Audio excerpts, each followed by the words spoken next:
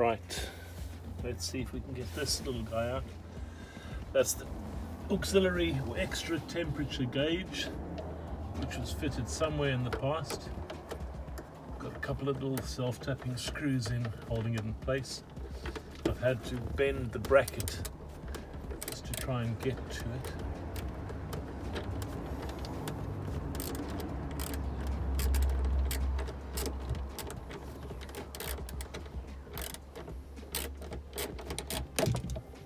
Let's see, get that screwed out. Right, that's one job done. Small little job, but it's like everything else. These small jobs that add up to make a slightly bigger job, and sometimes a pain in the bum job. Now, unscrew this section of the dash panel. It's a mix of self-tapping Phillips screws, a little tiny 7mm self-tapping kind of screws, just all sorts. But as usual, you just got to keep playing and fixing what you can as you go along. Make it up, figure it out. This one's got, I think it's an 8mm on this side. No, it's a 7 as well.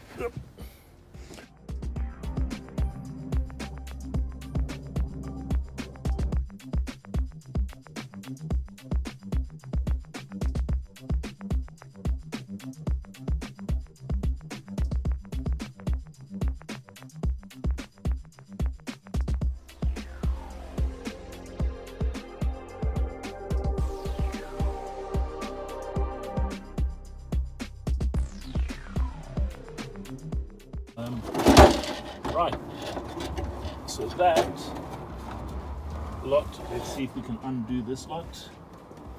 See if I can undo that, which has now come off my hand. There's obviously the cigarette lighter has a power cord going to it, so let's see if we can figure this one out and get it unstuck without pulling everything apart. So we have that whole front end taken off now. Bunch of reserve wires that'll be to do with the music sound system, whatever that's been fitted in here before. There's lots of wires hanging around everywhere that don't seem to have much of a purpose. And then at the back here, it's this little pink guy that is a light for the ashtray that I couldn't get pulled out. And of course the cigarette lighter, which I'll leave alone because I quite like using that for sat nav. So 2 more screws, and then hopefully the hood release and the brake release, which seems to already kind of disengaged, needs to come off. And then we have the fog lamp and the horn button that was fitted after the sports steering wheel was fitted. So these two I need to disconnect. Hopefully they are easy enough to disconnect as well, but I'll be back in a moment to see if I can get this plastic out, get it painted, get it refitted before dark. Might get lucky today. Back in a bit.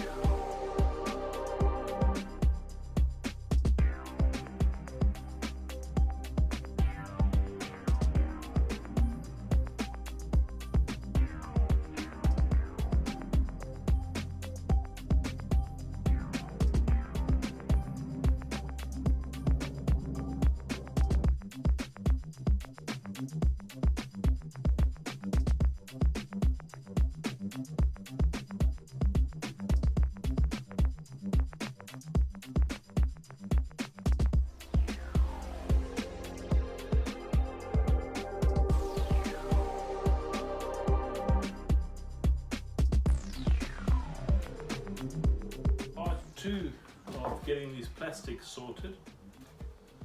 I've taken them off, managed to get everything dismantled without breaking anything yet. It happens. First trick, I guess, is to try and just use some thinners. I've just got regular thinners here, to wipe down any sort of polish and waxy or silicone type residues from the surfaces before I even start looking at Scotch Brighting them gently, just to give a really good key to the plastic primer that I'm going to use. And then once I've used the plastic primer, give it a chance to dry a little bit. I'm being kind of wasteful and generous with this stuff because it evaporates so fast. Maybe that's one way of getting off all of the excess potential. Ooh, that's going sticky in my hand, so maybe there's some paint there, some other coloration, but you can see the plastic color is already changing. So this has been painted before, which means I have to do a really good cleanup here in order to give a good surface for the new primer, the plastic primer that I'm going to use, for that to obviously stick to. This is not ideal, but it's not a problem. At least we know while we're doing it that there's potential contaminants and crap on this plastic. As always, I tend to go kind of beyond the edges because you don't really want this to sort of be able to be seen once you've reassembled it, that there's been any work done to it.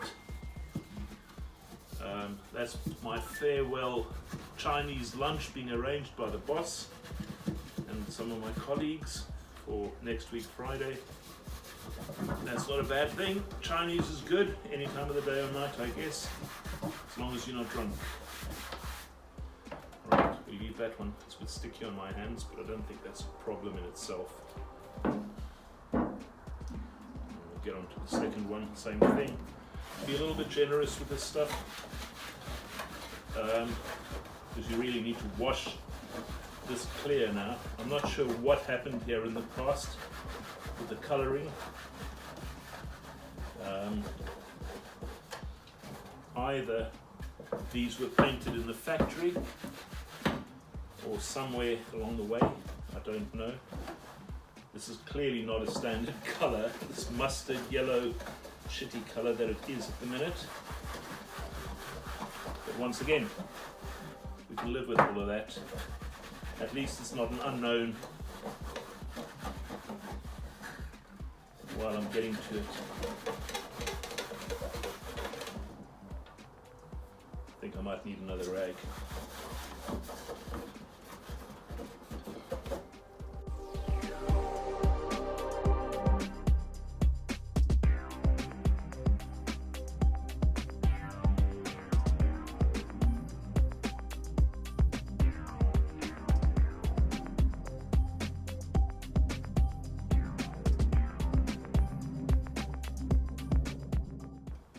Great paint on my hands as well.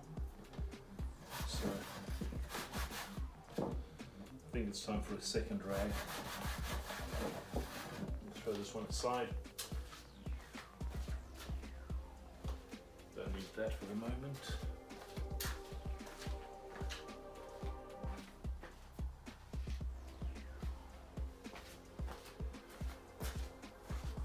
I find old dish towels, because they're textured, are quite good for this kind of job. So I save all my old dish towels once they go beyond, and they do go in and out the wash. It's my washing machine, I'm a man. I wash car parts in the dishwasher as well, not dishes. And I used to have a wife that encouraged that behavior, so I'm a bit of an incorrigible when it comes to using tools for the jobs that I need them for. Dishwashers for car parts, washing machines for dirty rags, overalls, and everything else. Do not tell your wives I told you to do this, by the way, because they'll come and retaliate at some point.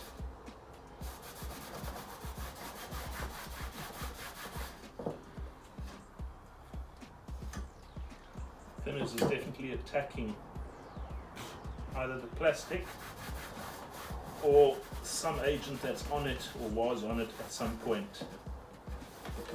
It's quite tacky. For the moment, I'm going to ignore that. You can see it's still coming up. There's actually yellow on it as well, which is quite interesting.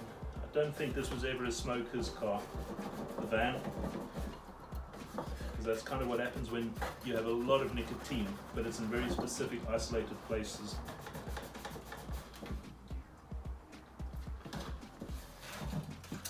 Try and get rid of some of this yellow, see if it works.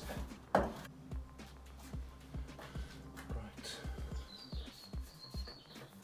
That feels good.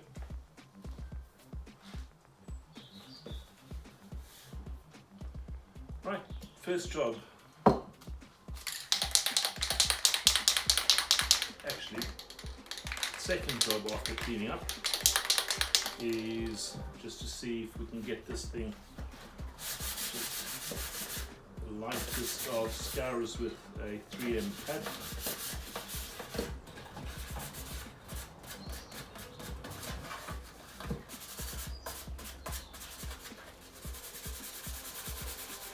Make sure I cover all the surfaces well, and especially the bits where there's kind of wear and contact.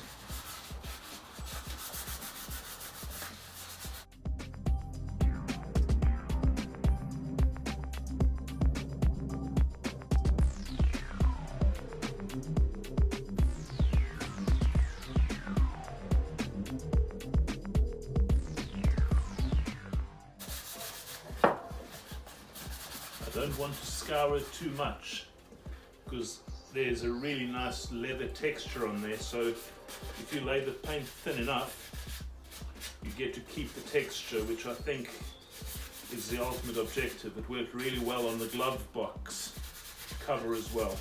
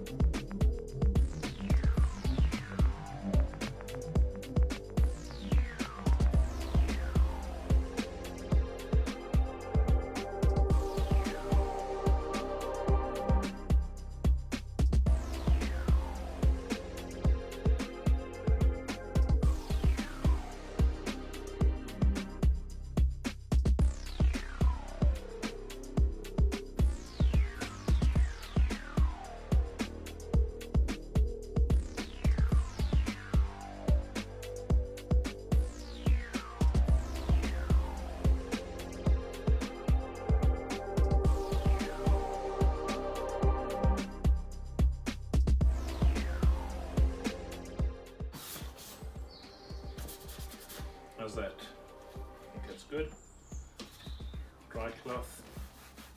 I'm not going to use panel wipe because I don't want to induce any further kind of reactions and stuff.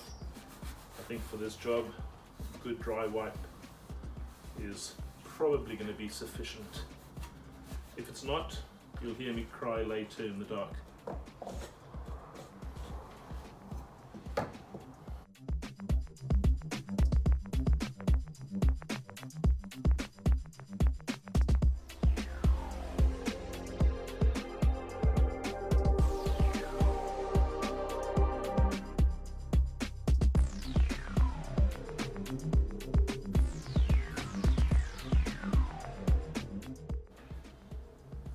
Right, time for primer.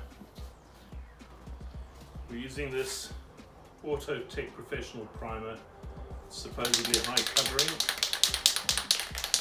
no mask, fresh air, and I can hear all of the health and safety Nazis shouting.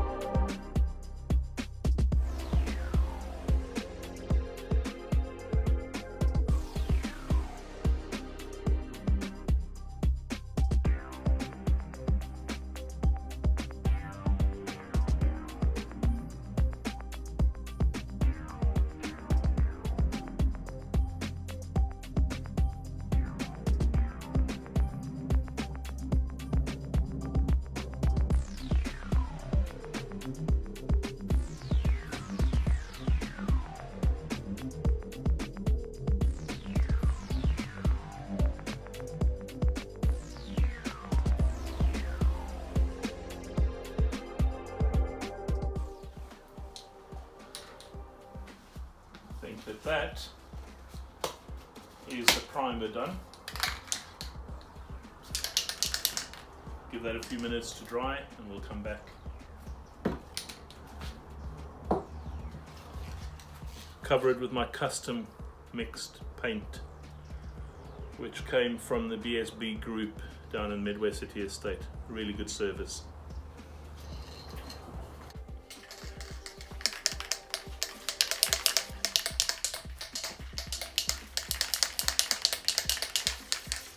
Please shape the paint well. Mix the paint. Right, part 2, get the colour on. First coat. Same trick as before, do all the edges and then do them again and then do the flat surfaces. I think that works.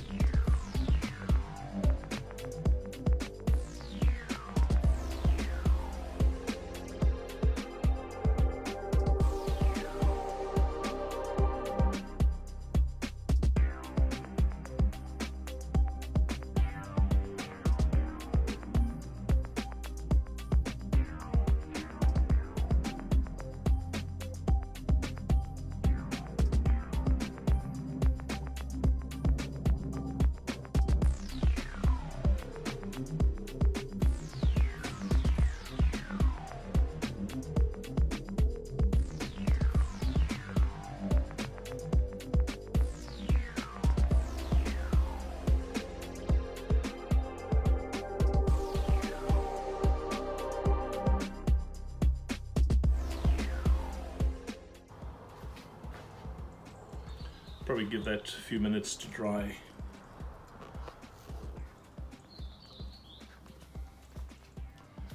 I think the recommendation is 20 minutes between coats.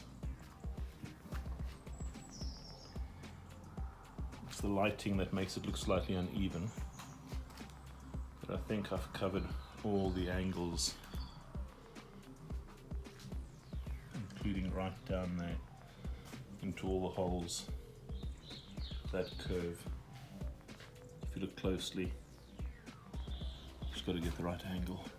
You'll see that the textures are still there, that leather effect, and once it dries fully we should be good. So I think that for today,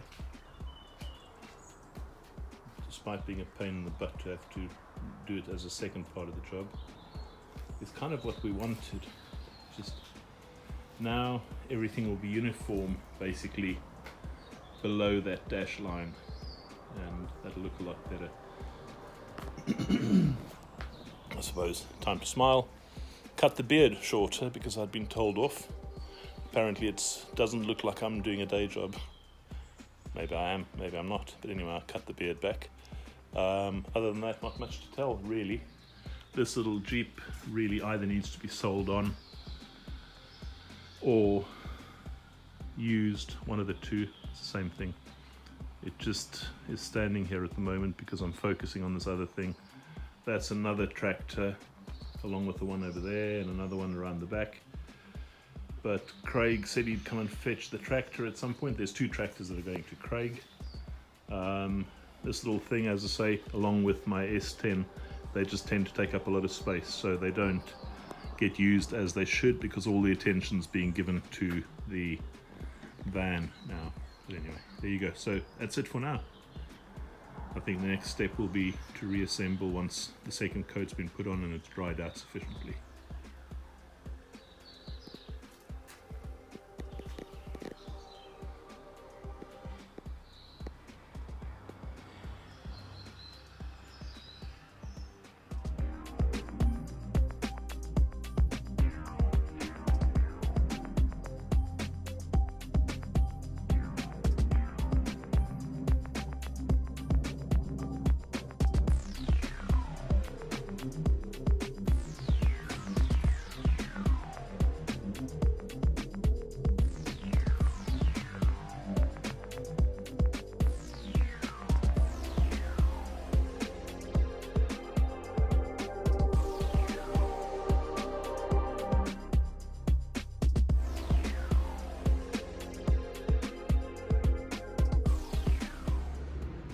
6:30, Friday evening, 6:30. I think I started on this at about 5 o'clock. Disassembling the rest of the dash, taking it out because certain people told me that it didn't look good. Although saying that, I could see it very clearly, it just didn't look good at all. So yeah, that was it. Looking across the road there, you can see the farmers are out in full force.